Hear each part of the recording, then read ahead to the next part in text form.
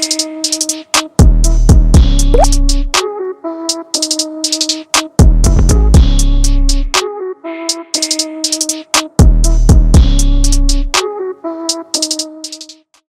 there, AvidMax Fly Tires. Welcome back to another tying tutorial.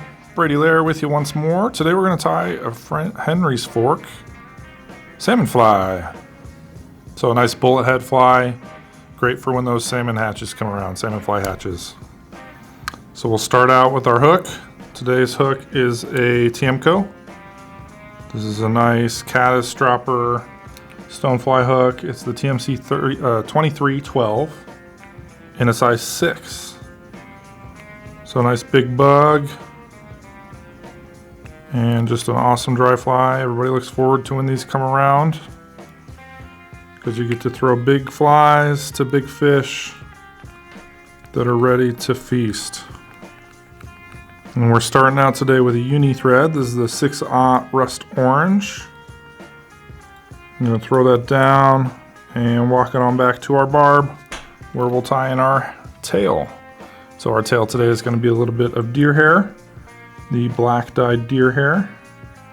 You could substitute moose mane, moose body hair if you had that as well, so that you didn't have to deal with any dyed materials. It's a good option, nice stiff option. So we'll go ahead and clean out our hair, get all that under fur out of there, and then we will stack these. Throw them in our Dr. Slick hair stacker here. And give it a tap, get those tips aligned.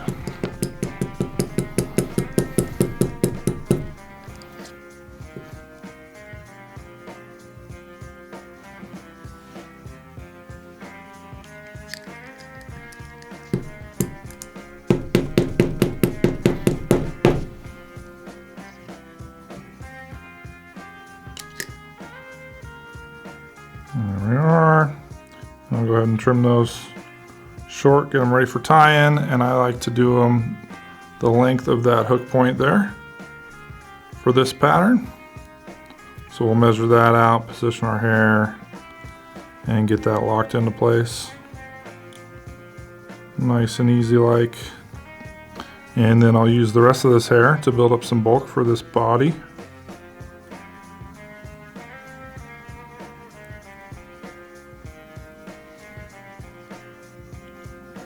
And on up, but we'll leave ourselves some room for the head up there. So trim it just a little bit shorter.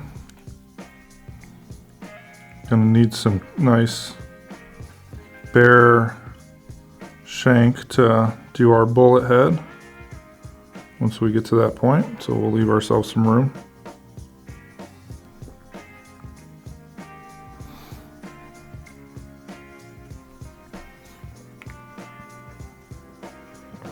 There we are.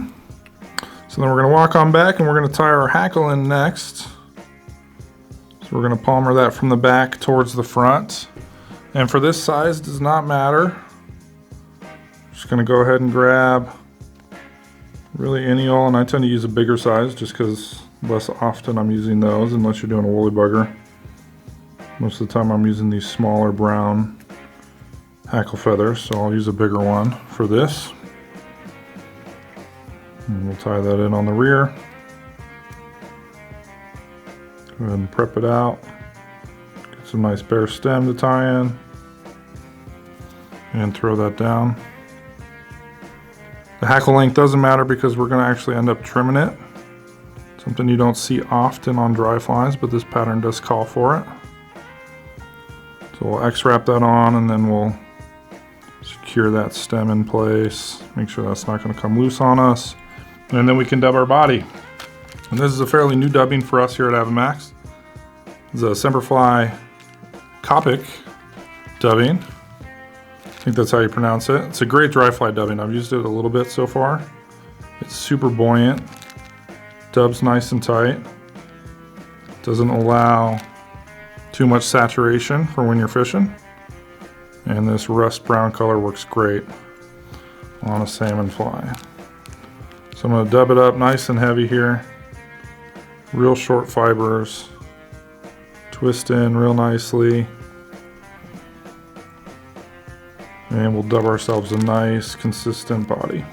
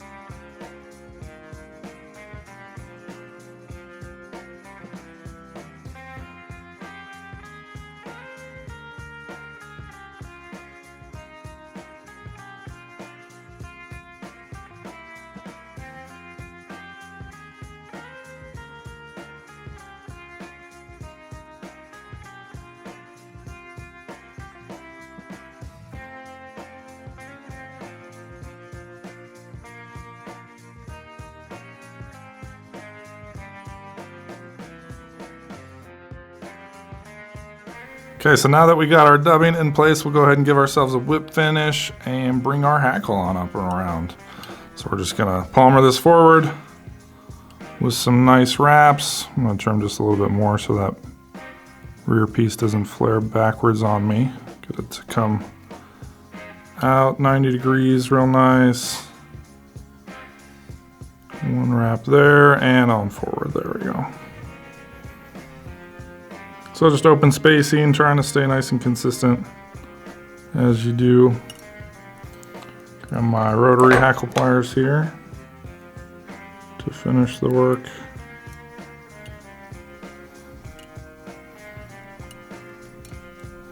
To where our thread's waiting for us.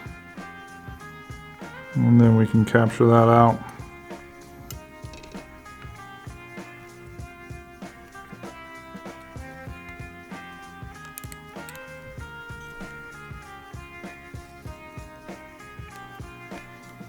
Nice and snug. Clip out our extra.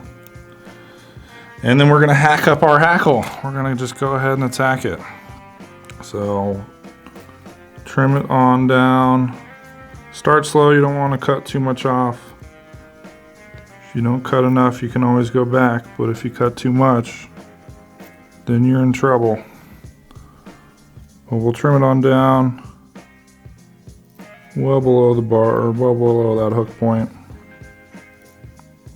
to give just a nice spiky underbody to this fly. Again, not often do you see hackle trim like this. Amy's Ant's another good example of when you come in and you chew up your hackle.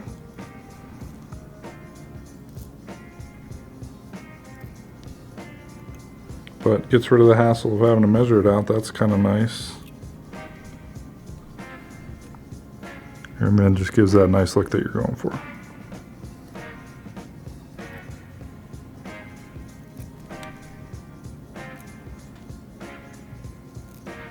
Give it a haircut.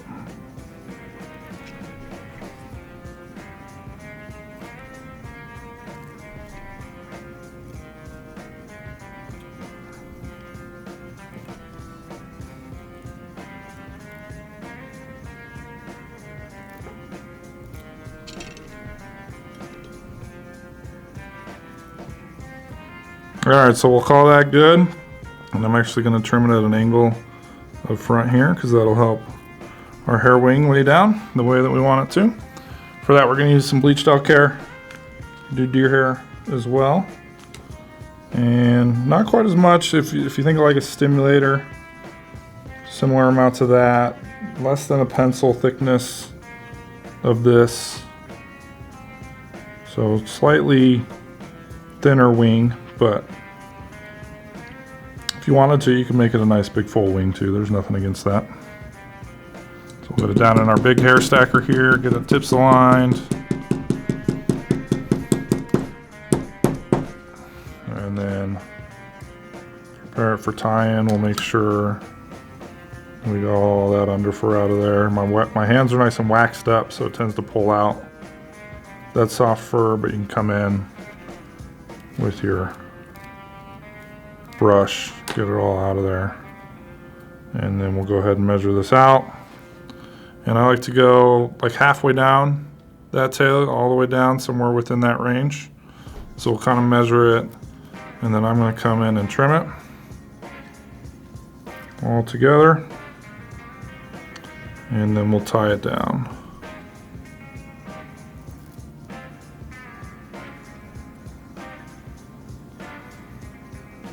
So holding it in place right on top. Again, giving yourself room on this front end here so that when you do your bullet head, you can spin your deer hair as you need to. So we'll give it a couple of loose wraps, make sure it's in the right place, and then we can lock that in.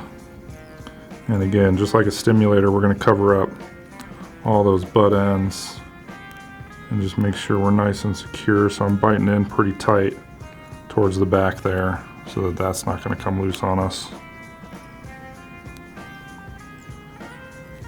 And then transition on down, and I'll smooth that out a little bit.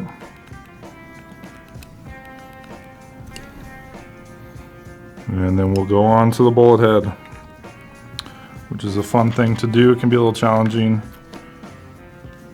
but gives an awesome look, as you saw. So we're gonna select a good bit of this deer hair, probably about the same amount that I did with the elk hair. And the more of these you do, the more you'll get a feel for how much you want. I'll always get a little bit extra because some of these off of this belly hair are a little short, so when I'm thinning this out, you tend to lose a bit of it too.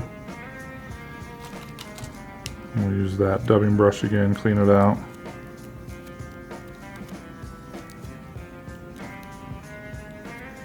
And then stack it.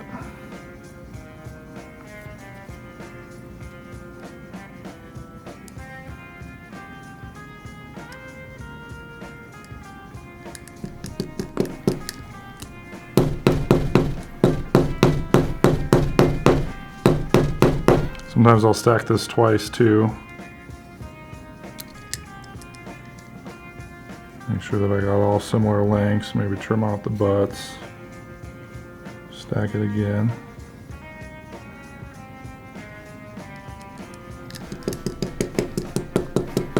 And then this can be kind of a tricky part for me because you're sort of switching your primary hand. So instead of taking it out that way, we're going to take it out reversed.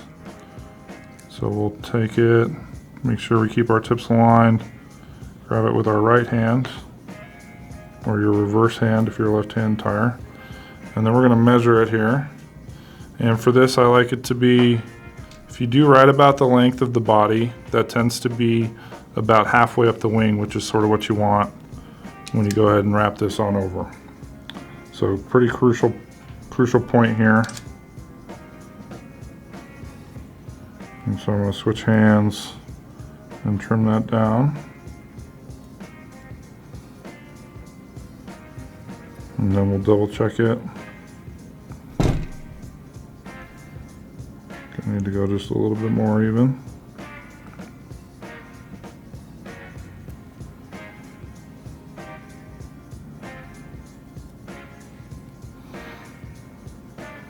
So we don't want long butt ends at this point.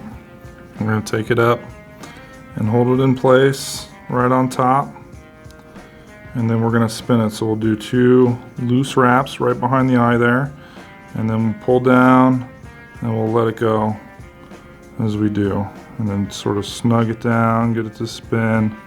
Sometimes it'll spin real nice and quick for you. Other times you can sort of work it around with your hand and just try and get it to come all the way 360 degrees around that hook shank.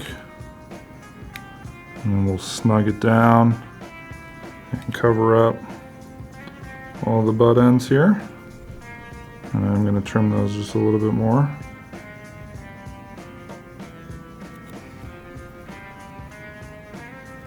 Holding our elk hair wing out of the way.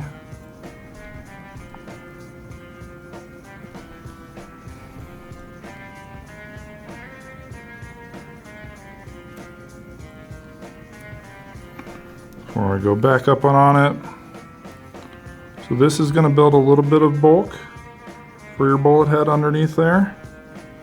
And I do like to add just a little bit more because I like a nice bulbous bullet head, so I even dub it out underneath before I go to reverse that hair. This can be tricky. You got to kind of keep those tips facing forward as you do this. But it doesn't have to be pretty. You're just building up a base for that hair to lay down on.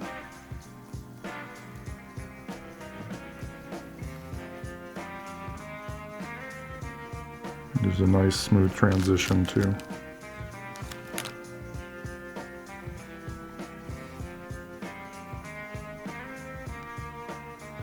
Kind of helps if you do your dubbing noodle horizontally towards yourself. Keeps everything sort of out of the way. And then we'll land our thread back behind where that deer hair, or sorry, that elk hair is waiting for us. Now you can do this with your fingers. You could do it with a shell casing if you have that. This Loon hair packing tool works amazingly in just getting all of those fibers pulled backwards and sat nice and tight around the fly. So we'll kind of work it up here. Make sure we got everything nice and snug. Use that tool to help keep everything in place. And then we're going to wrap right up and around and over the top of it and nice and snug to keep that in place. So now we'll go ahead and whip finish over it here.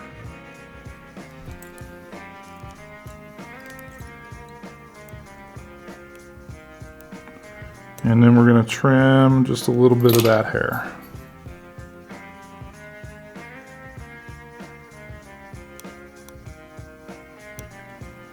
So we'll come up underneath, and I kind of use my elk hair wing as a guide. That's sort of where I start to just clip out all of these under hairs. Nice and close to that thread without going too far so that it doesn't come undone.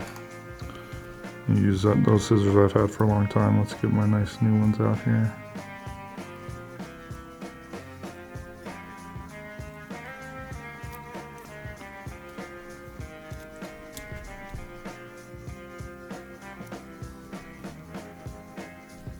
But there you are.